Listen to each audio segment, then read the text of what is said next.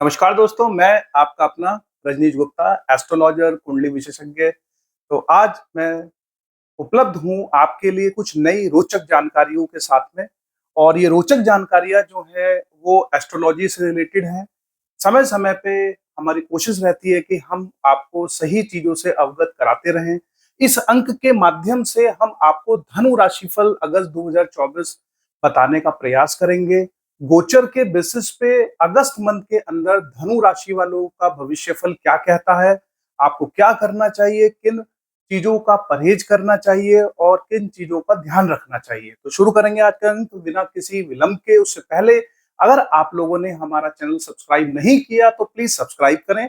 हमारे वीडियोस, बहुत सारे वीडियोस ऐसे हैं जो हमारे चैनल पे अवेलेबल हैं आप लोगों के लिए। अलग अलग विषयों के ऊपर अलग अलग राशियां हम लोगों ने जो है अगस्त मंथ की डाली हुई है। और बहुत सारे रोचक जानकारियों से रिलेटेड वीडियोस, एस्ट्रोलॉजी से रिलेटेड, वो हम लोगों ने डाले हुए हैं। तो जाइए और अपने जीवन में उन वीडियोस का उपयोग कीजिए ताकि वो आपके जीवन में कुछ नई रोचक जानकारियां, आपके जीवन में नई नई बढ़ोतरी लेके आए, उपलब्धियां लेके आए और बहुत सारी ग्रोथ लेके आए। तो शुरू करेंगे बिना किसी विलंब के। धनु राशिफल 2024। धनु राशि के जो अधिपत्य स्वामी है वो है हमारे गुरु। और गुरु एक ऐसा प्लेनेट है जो हमेशा आपको मार्गदर्शन देने का कार्य करता है, जो आपको समय समय पे आपको प्रशिक्षित करने का कार्य करता है, जो आपको विद्या एंड नॉलेज से परिपूर्ण कराता है, जो आपको नॉलेज के बेसिस पे धन और समृद्धि की तरफ ले जाने का प्रयास करता है। तो गुरु की जो उपयोगिता है वो हमारे जीवन में बहुत ज्यादा बढ़ जाती है। और धनु राशि वालों के जो गुरु हैं वो उनके अधिपत्य स्वामी है, तो इन्हें वेटेज है। तो देखेंगे सबसे पहले गुरु की स्थिति क्या है। गुरु की जो स्थिति है वो आपके छठे भाव के अंदर विद्यमान है। छठे भाव के अंदर विद्यमान रहने का मतलब है कि हमें थोड़ा सा रोग और ऋण से थोड़ा सा बचने की जरूरत है। कहीं ना कहीं हमें मोटापे की तरफ, थोड़ा अपने डाइट्स पे, अपने खान पीन में थोड़ा सा ध्यान रखने की जरूरत है। तो इन सब चीजों पर ध्यान रखें। साथ ही साथ 1 2 3 4 5 कार्य क्षेत्र में काफी अच्छा सहयोग आपको गुरु करेंगे।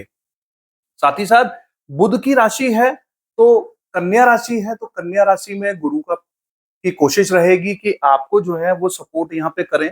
और यहाँ पे जब वो सपोर्ट करेंगे तो देखिए यहाँ पे केतु और शुक्र विद्यमान है। शुक्र जबकि जो है वो बात करेंगे शुक्र की, तो शुक्र जो है 25 अगस्त के बाद से कार्य स्थान में आपके आएंगे। उससे पहले गुरु आपको यहाँ सपोर्ट करेंगे क्योंकि केतु आपके कार्य क्षेत्र में आपको मन से कार्य करने की अनुमति देंगे। यानी कि आप बहुत सारे कार्य क्षेत्र के अंदर अपने मन का बहुत ज्यादा उपयोग करेंगे। कोशिश कीजिए कि अपने एक्सपीरियंस का यूज करें।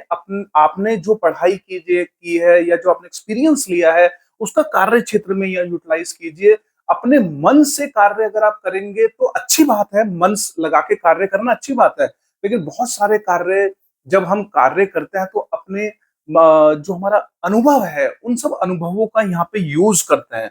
तो यहाँ पे हमें कोशिश करनी है कि अपने अनुभवों को यूज करें और मन लगा के कार्य करें। तो आपको यहाँ पे काफी अच्छी सफलता गुरु के माध्यम से होती हुई नजर आएगी। साथ ही साथ 5 6 7 गुरु की दृष्टि जो है वो आपके द्वादश भाव के ऊपर भी है। द्वादश भाव पे गुरु की दृष्टि होने का मतलब है कि स्पिरिचुअलिटी से रिलेटेड कार्यों के अंदर खर्चे आपके हो सकते हैं। माता पिता के प्रति थोड़ा सचेत रहिए।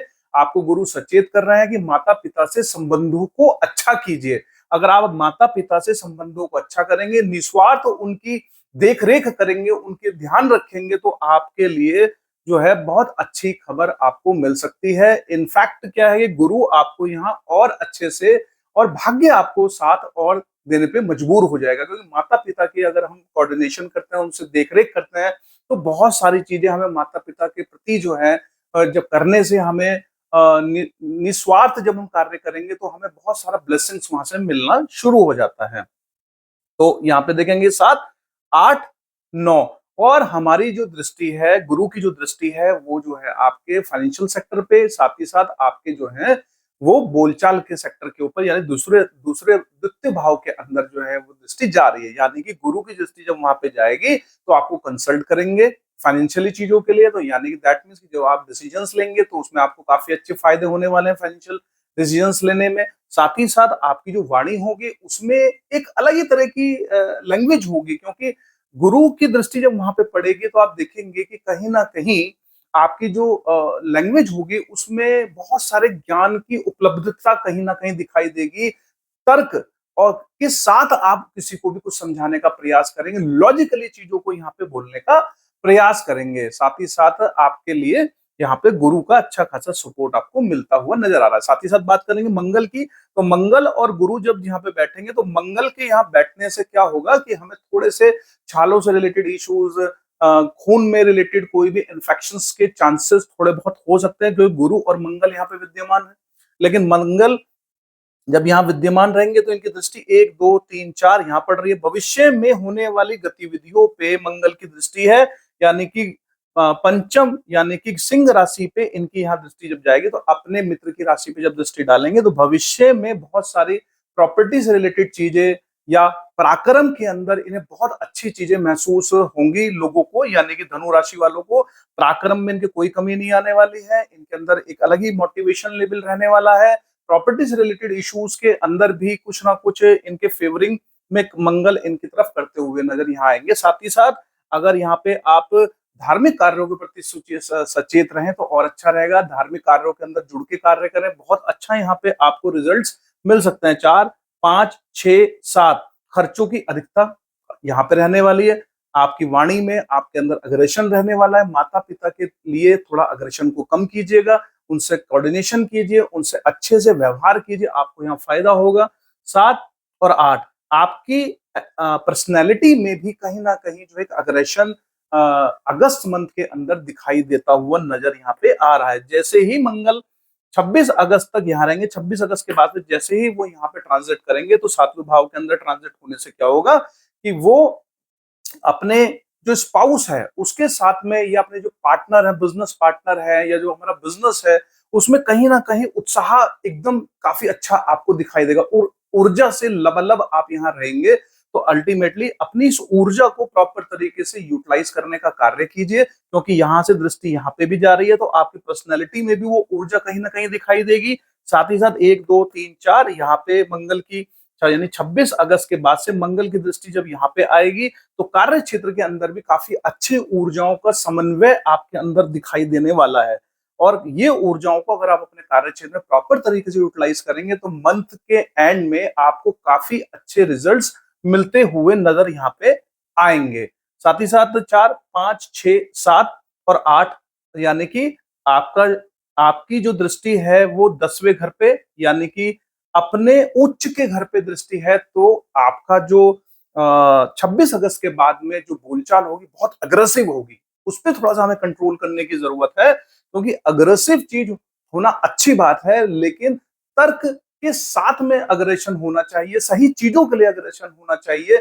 गलत चीजों के लिए अगर हम अग्रेशन करेंगे, जल्दबाजी में कोई फाइनेंशियल डिसीजन लेंगे तो हमारे फेवर में वो शायद चीजें ना रहें। कोशिश करें कि जो भी चीजें करें सोच समझ के तोल मोल के डिसीजंस उनके लें। साथ ही साथ बात करेंगे सूर्य की, तो सूर्य जो है 16 अगस्त तक यानी 16 जुलाई तक, सॉरी 16 अगस्त यानी कि 1 अगस्त से और 16 अगस्त तक जो है वो आपके अष्टम स्थान के अंदर है।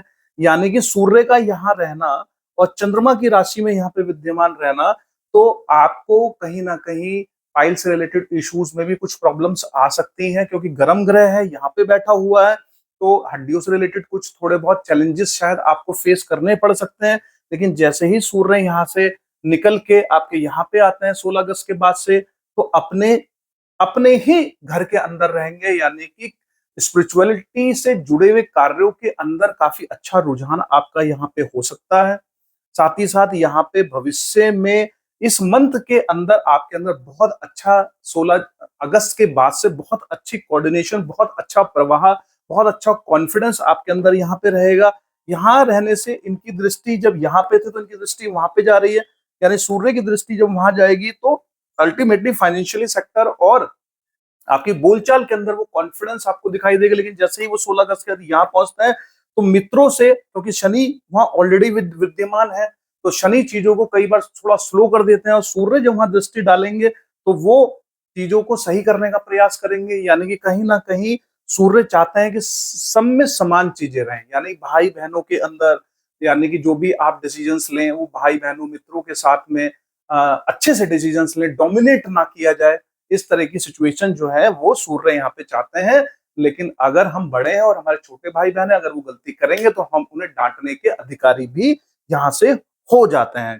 साथ ही साथ बात करेंगे यहाँ पे शुक्र की, तो शुक्र की जो स्थिति है वो देखेंगे कि हम 25 अगस्त तक सूर्य जो है पंचम यानी कि नवम भाव के अंदर विद्यमान है, यानी कि अगस्त मंथ में कंफर्ट जोन की स्थिति काफी अच्छे बेहतर आपकी रहने वाली है 25 अगस्त तक।